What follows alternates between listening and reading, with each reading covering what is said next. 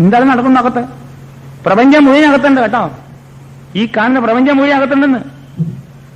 ഒറ്റ സെക്കൻഡില് നിങ്ങളുടെ രക്തത്തിലെ ചുവന്ന അണുക്കള് 70 ലക്ഷം നശിപ്പിക്കുന്നുണ്ട്, അറിയാം, നശിക്കുന്നുണ്ട്. ഒറ്റ സെക്കൻഡിൽ 70 ലക്ഷം പുതുതായിട്ട് ഉണ്ടാക്കണമുണ്ട്. ഇതിനപ്പുറം വല്ലതും പറയണോ ഇനി? 70 ലക്ഷം RBC, റെഡ് ബ്ലഡ് കോർപ്പസസ് ഒരു സെക്കൻഡിൽ ഉണ്ടാക്കുന്നുണ്ട്. ഒരു സെക്കൻഡ് നശിപ്പിക്കുകയും ചെയ്യുന്നുണ്ട്. ഇതിനപ്പുറം ബ്രഹ്മാണ്ടം ഉണ്ടോ നമ്മുടെ ശരീരത്തില്? കാലോചിക്കൂ സഹോദരന്മാരെ, അല്പം ചിന്തിക്കൂ. രാത്രി കിടക്കുമ്പോൾ ഒന്ന് കണ്ണടച്ച് കഴിയുമ്പോഴത്തേക്കും 70 ലക്ഷം ഉണ്ടായി കഴിഞ്ഞു. രാത്രി കിടക്കുമ്പോൾ ആ ചെവി ആ തലേണ്ണ വെച്ച് ഇടത്തു വശം ചെരിഞ്ഞു കിടക്കൂ. ആ ഹൃദയം ഇങ്ങനെ തുടിക്കുന്നു. എന്തൊരു സന്തോഷമാണ് ഹൃദയം. നിങ്ങളോട് ചോദിക്കാതെ കൊടുക്കണല്ലേ, ആരാ അതിന്റെ പ്രേക്ഷിതാവ്? നിങ്ങൾ പറയാൻ നിൽക്കുവോ? നിൽക്കുന്നു പറഞ്ഞാൽ നിൽക്കുവോ? നിർത്താൻ പറ്റും. സിഗരറ്റും ബീഡിയും വലിച്ചിട്ട് ഹാർട്ട് അറ്റാക്ക് വരുത്താൻ പറ്റും, അല്ലെങ്കിൽ നിൽക്കില്ല. 100 കൊല്ലം നിങ്ങളെ കൊണ്ടുനടക്കാനുള്ള കഴിവ്. 100 കൊല്ലവും ഒരു 5 മാസവും 6 മാസവും 7 മാസവും കൂടി. 5-ാം മാസം തുടങ്ങി പ്രവൃത്തി.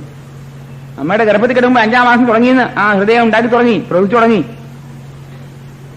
അപ്പോ ശരീരത്തിൽ നടക്കുന്നതായിട്ടുള്ള രാസപ്രവർത്തനത്തിന്റെ ഫലമായിട്ടും കഴിക്കുന്ന ഭക്ഷണത്തിൽ നിന്ന് കിട്ടുന്നതായിട്ടുള്ള വിഷാംശങ്ങളും മൂത്രം മുഴുവനും ഒഴിഞ്ഞു പോകാനായിട്ടുള്ള വിഷാംശങ്ങളുടെ കെട്ടിക്കിടപ്പും ശ്വാസകോശത്തിന്റെ വെറും സങ്കുചിതമായ പ്രവർത്തനം കൊണ്ടും ശരീരത്തിലെ മാലിന്യങ്ങൾ കെട്ടിക്കിടക്കുമ്പോൾ ഈ മാലിന്യങ്ങളാണ് സർവ്വരോഗത്തിനും കാരണം.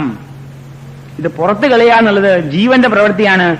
നിങ്ങൾക്ക് കളയാൻ നിങ്ങൾ കളയാൻ പറ്റണില്ല.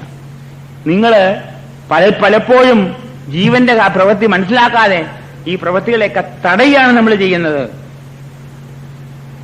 അപ്പൊ രോഗകാരണം മുഴുവനും മാലിന്യങ്ങളുടെ വിസർജനങ്ങളാണ്. ആ ഓരോ ഭാഗത്തും രോഗം വരുമ്പോൾ അത് രോഗമായി. മുട്ടുവേദന വന്നാൽ വാദം എന്ന് പറയും. ഇവിടെ വേദന വന്നാൽ സെർവിക്കൽ സ്പോണ്ടിലോസിസ്. ഇവിടെ വന്നാൽ ലംബാർ പെയിൻ. നെഞ്ചുവേദന വന്നാൽ ഹാർട്ട് ട്രബിൾ. ഇവിടെ വേദന വന്നാൽ ലിവർ ട്രബിൾ. ഇല്ലേ? മൂത്രത്തിൽ കൂടെ എന്തെങ്കിലും വേദന വന്നാൽ അത് കിഡ്നി ട്രബിൾ ആണ്. അപ്പൊ കിഡ്നി രോഗമാണ്. ഏത് രോഗമായെന്താ? കഷ്ടപ്പെടുന്ന ഒരാളല്ലേ? ഏത് രോഗമായെന്താ? കഷ്ടപ്പെടുന്ന ഒരാളല്ലേ? എനിക്ക് കിഡ്നി രോഗ, ഹാപ്പി. എനിക്ക് ഹൃദ്രോഗ, എനിക്ക് ക്യാൻസർ ഇല്ല. ക്യാൻസർ നിങ്ങൾ ഡോക്ടർമാർ പറയുന്നുണ്ട്. Cancer of the cervix, cancer of the throat, cancer of the lung, cancer of the breast. അയ്യോ, ക്യാൻസർ എവിടെ വന്നാലെന്താ? ബ്രസ്റ്റ് ക്യാൻസർ ആണെങ്കിൽ നിങ്ങൾക്ക് സന്തോഷമുണ്ടോ? എനിക്ക് ബ്രസ്റ്റ് ക്യാൻസറേ ഉള്ളൂ, എനിക്ക് വേറെ ഒന്നുമില്ല. മരണം അതുകൊണ്ടുണ്ടോ അറിയാമോ? Breast cancer is the cause of death. എവിടെ വന്നാലും നിങ്ങൾക്ക് ക്യാൻസർ വന്നാലും ക്യാൻസറാണ്. ഇത് മനസ്സിലാവില്ല മനുഷ്യൻ. നമ്മൾ വഴിതെറ്റിക്കുക. 100 രോഗവും പറഞ്ഞ് 100 ചികിത്സയും 100 വഴിതെറ്റിക്കുകയാണ് മനുഷ്യനെ. വഴിതെറ്റിച്ചാലേ ഭരിക്കാൻ പറ്റുള്ളൂ നിങ്ങളെ. ഞങ്ങൾ പറയുന്നു രോഗകാരണം മുഴുവൻ മനസ്സിലാക്കൂ. മുഴുവൻ മനസ്സിലാക്കിയിട്ട് ശരീരത്തെ ഒന്നായിട്ട് കാണൂ. ഇതാണ് ഹോളിസ്റ്റിക് അപ്രോച്ച്. ജീവനെയും ശരീരത്തെയും മനസ്സിനെയും മുഴുവനും സാക്ഷിയാക്കിയിട്ട് വേണം പ്രവർത്തിക്കാനായിട്ട്. ജീവനെ സാക്ഷിയാക്കി നിർത്താനാണ് ഹോളിസ്റ്റിക് അപ്രോച്ച്.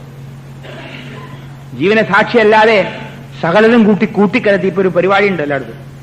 ഹോമിയോപ്പതിയും അലോപ്പതിയും ആയുർവേദവും നേച്ചുറോപ്പതിയും കുറച്ച് ക്രോമോപ്പതിയും കുറച്ച് മൂത്ര ചികിത്സയും എല്ലാം കൂടെ കൂട്ടിക്കലത്തിയിട്ടൊരു ചികിത്സ വേണമെന്ന്. Holistic approach. ഇതെല്ലാം ഹോളിസ്റ്റിക് അപ്രോച്ച്. ഹോളിസ്റ്റിക് അപ്രോച്ച് എന്ന് പറഞ്ഞാൽ ശരീരത്തെ മുഴുവൻ ഒന്നായിട്ട് കാണൂ. ജീവനെ സാക്ഷിയാക്കി നിർത്തിക്കൊണ്ട് ചികിത്സിക്കൂ. രോഗം മാറുമോ നോക്കൂ. ഇല്ലെങ്കിൽ പറയും.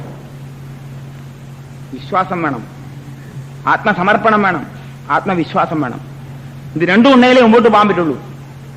ആണ് പണ്ട് വൈദ്യന്മാര് ആ രോഗം വരുമ്പോൾ നാമം ജപിച്ചുകൊണ്ടേ മരുന്ന് പോലും കൊടുക്കാറുള്ളൂ. എനിക്ക് ഓർമ്മയുണ്ട്, എന്റെ അമ്മാവൻ മരുന്ന് കൊടുക്കും. എപ്പോ മരുന്ന് കൊടുക്കുമ്പോൾ ഞങ്ങളവിടെ പോയിരിക്കും. പിള്ളേരല്ലേ, വലിയ മാവനാണ്, അടുത്ത് പോയിരിക്കും. ആര് വന്നാലും മരുന്ന് കൊടുക്കുമ്പോൾ ഒക്കെ ഫ്രീയാ. ഗവൺമെന്റിൽ നിന്ന് ഗ്രാന്റ് കിട്ടിയിട്ട് ആ മണം കൊണ്ട് പാവങ്ങൾക്ക് മരുന്ന് കൊടുക്കാനാണ് ഉണ്ടായിരുന്നത്. ഇന്നും മരുന്ന് വിൽക്കണില്ല, അന്ന് മരുന്ന് വിൽക്കാറില്ല. മരുന്ന് വിൽക്കില്ല. അന്ന് എഴുതി കൊടുക്കും, മരുന്ന് മേടിച്ചോളാൻ പറയും. ഇല്ലെങ്കിൽ ഇവിടുന്ന് മരുന്ന് കൊടുക്കും. ഇല്ലേ പൈസ കാശ് ഇല്ല, എന്നാ കൊണ്ടുപോക്കോ മരുന്ന്. ഓരോ തവണയും കൊടുക്കുമ്പോഴും നാരായണ നാരായണ എന്ന് പറഞ്ഞാൽ കൊടുക്കുക അങ്ങേര്. ഞാൻ കേട്ടിട്ടുണ്ട്. അപ്പൊ നാരായണനാണ് രോഗം മാറ്റുന്നതെന്ന് ഞാനല്ലാന്ന് മനസ്സിലായോ? അങ്ങേർക്ക് പിന്നെ വിശ്വാസമുണ്ട്. നിങ്ങളുടെ ശരീരത്തിൽ കുടികൊള്ളുന്നതായിട്ടുള്ള ഈശ്വരശക്തിയാണ് നിങ്ങളുടെ രോഗം മാറ്റുന്നത്. ഈശ്വരശക്തിയാണ് നിങ്ങളുടെ രോഗം ഉണ്ടാക്കിയത്. ഈശ്വരശക്തിയാണ് രോഗം മാറ്റുന്നത്. ഇത് മനസ്സിലാക്കാൻ വലിയ ബുദ്ധിമുട്ടാണ്. ശരിയാണ്. പിന്നെ വൈദ്യന്മാരും ഡോക്ടർമാരും എന്ത് ചെയ്യണമെന്ന് അവരാ രോഗം മാറ്റുന്ന പറയണേ. നോണ നമ്പർ 1. ഞാനും ആരുടെയും രോഗം മാറ്റിയിട്ടില്ല ഇതുവരെ.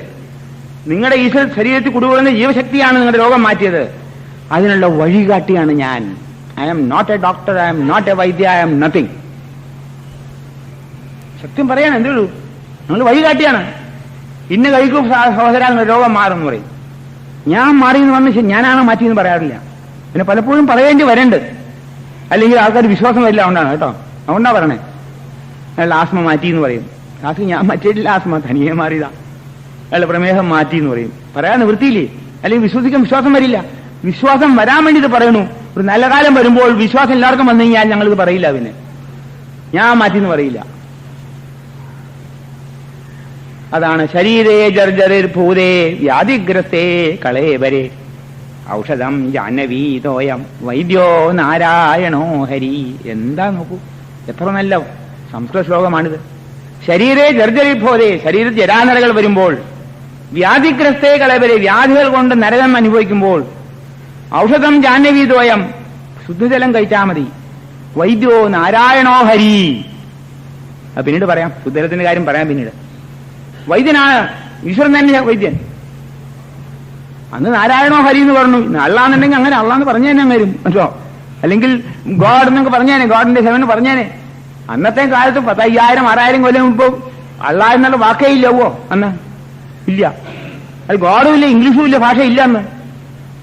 പറയണം, അന്ന് കാരണന്മാര് 5000 6000 കൊല്ലം പറഞ്ഞ സംസ്കൃത ശ്ലോകമാണിത്.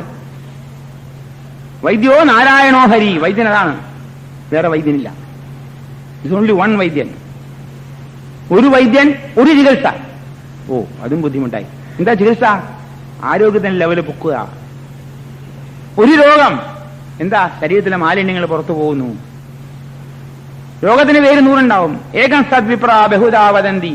100,000 പേരുകളുണ്ട്, പക്ഷെ ഒന്നാണ് സംഗതി. സത്യം ഒന്നാണ്. സത്യം ഒന്നേ ഉള്ളൂ, 100 പറയുന്നു. മനുഷ്യനിപ്പോ എല്ലാവരും അവന് വേണ്ടി ചിന്തിക്കുമ്പോൾ എന്റെ രോഗം എന്നാ പറയാ. എനിക്ക് തലവേദനയുണ്ട്, അത് എന്റെ രോഗമാണ്. തലവേദനയാണ് എന്റെ രോഗം, വേറെ ഒന്നും ആലോചിക്കില്ല മൂപ്പര്. എന്ത് പറഞ്ഞാലും മനസ്സിലാവില്ല. അപ്പോ അവിടെ ഒതുങ്ങി നിൽക്കൂ. നമ്മുടെ ചിന്താമണ്ഡലം അതിനപ്പുറം ഇല്ല, ചിന്തിക്കണില്ല. ഈ തലവേദനയുടെ കാരണം എന്ത്? തലവേദന വരാൻ കാരണം എന്തെന്ന് അറിയുന്നില്ല. ഒരു ഗുളിക കൊടുത്താൽ മാറിക്കഴിഞ്ഞാൽ സന്തോഷമായി, തലവേദന മാറി. ജീവനാണ് തലവേദന ഉണ്ടാക്കിയെന്നുള്ള മനസ്സിലാവണില്ല. ഞാൻ കുറച്ചു മുമ്പ് പറഞ്ഞു, ജീവൻ ചെയ്യുന്ന സർവ്വപ്രവൃത്തികളും സുഖദായകമാണ്. ബ്രീത്തിങ്, ഹാർട്ട് ബീറ്റിംഗ്, കണ്ണിന് കാഴ്ച, ചെവിക്ക് കേൾക്കാനുള്ളതായിട്ടുള്ള സുഖം, ഘ്രാണേന്ദ്രിയം, നല്ല ഭക്ഷണം കഴിക്കാനുള്ളതായിട്ടുള്ള സുഖം, മലമൂത്രം ചെയ്യുമ്പോഴും മൂത്രം പോകുമ്പോഴും അവസാനം ഒരു സുഖം, മലം പോയാലും അവസാനം ഒരു സുഖം. ഈ സുഖം, ഇത്രയും സുഖദായകമായിട്ടുള്ള പ്രവൃത്തി കഴിയുമ്പോൾ ജീവനെ തെറ്റിദ്ധരിക്കാതെ ജീവൻ ചെയ്യുന്നതെല്ലാം സുഖദായകമായതുകൊണ്ട് രോഗം വരുമ്പോഴും അത് നിങ്ങളുടെ നന്മയ്ക്കാന്ന് വിചാരിക്കാൻ പാടില്ലേ? ഇത്രേ ഉള്ളൂ ആർഗ്യുമെന്റ്. ഇത് ലോജിക്കാണ് അല്ലേ? എല്ലാം ചെയ്യുന്നത് നല്ലതാണ് പറയേണ്ടത് നിങ്ങൾ.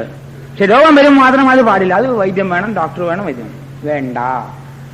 ഇത് ജീവൻ ചെയ്യുന്ന ഒരു സൽപ്രവൃത്തിയാണ്. നിങ്ങളുടെ നന്മയ്ക്ക് വേണ്ടി നിങ്ങൾക്ക് ചെയ്യുന്നതായിട്ട് നല്ല കാര്യമാണെന്ന് വിചാരിച്ചാൻ പാടില്ലേ? നിങ്ങൾ തെറ്റ് ചെയ്തു. ഈ ശരീരത്തെ കൊണ്ടുവരാൻ നിങ്ങൾക്ക് ഭാരമില്ലേ? നിങ്ങൾക്ക് അതിന് ബാധ്യതയില്ലേ? ഇല്ലെന്നാ പറഞ്ഞേ. ശരീരത്തെ കൊണ്ടുവരാനുള്ള ബാധ്യത ആശുപത്രിയും ഡോക്ടർമാർക്കും വൈദ്യന്മാർക്കുമാണ്. അല്ല, നിങ്ങൾക്കാണ്. ഈ ശരീരം എന്റെ സ്വത്തല്ലേ? ഏറ്റവും വലിയ സ്വത്ത് എവിടെയല്ലേ? ഈ ശരീരം എന്റെ സ്വത്താണ്. ആരോഗ്യം എന്റെ സ്വത്താണ്. ഇതിലും വലിയ സ്വത്ത് എവിടെയല്ലേ? ആരോഗ്യത്തെ പോലെ ഇത്രയും വില പിടിച്ച സാധനം എവിടെയല്ലേ? The greatest health wealth in the world is health. അറിയാമോ? ഏറ്റവും കൂടുതൽ വില പിടിച്ച വസ്തുവാണ് ആരോഗ്യം. അതിന് വില പിടിച്ചെന്ന് പറഞ്ഞാൽ അങ്ങറ്റമാണ്. വില കണക്കാൻ തന്നെ വയ്യ. അപ്പൊ അത് നിങ്ങളുടെ സ്വന്തമാണ്. ഇത് നശിപ്പിക്കല്ലേ, ഇത് നിലനിർത്തണം. അപ്പൊ ഏത് രോഗം വന്നാലും ശരീരം ചെയ്യുന്ന സൽപ്രവൃത്തിയാണെന്ന് വിചാരിച്ചിട്ട് ആ ജീവനുമായിട്ട് സഹകരിക്കൂ. മല്ലിടാതെ ജീവനെ ഓടിക്കല്ലേ. ഇത്രേ ഞങ്ങൾ പറയുന്നുള്ളൂ. ഇതാണ് പ്രകൃതിവശ. ആ ജീവനുമായിട്ട് നിങ്ങൾ മല്ലിടല്ലേ. ജീവൻ തലവേദന ഉണ്ടാക്കിയോ? ഇപ്പൊ നിർത്തിക്കളയാം. സാരിഡോൺ കഴിച്ചോളൂ, ആസ്പ്രോ കഴിച്ചോളൂ. ഇപ്പൊ നിന്നു പോയില്ലേ? ഹൃദ്രോഗം വന്നോ? വേദന ഉണ്ടോ? കഴിച്ചോളൂ സോർബിട്രേറ്റ്. കഴിച്ച ഉടനെ വേദന മാറി. സന്തോഷമായി. ജീവനെ നിങ്ങൾ ജീവനെ വെല്ലുവിളിക്കാണ്. ജീവനെ ശരീരത്തിന് ഓടിക്കാൻ നോക്കുകയാണ്.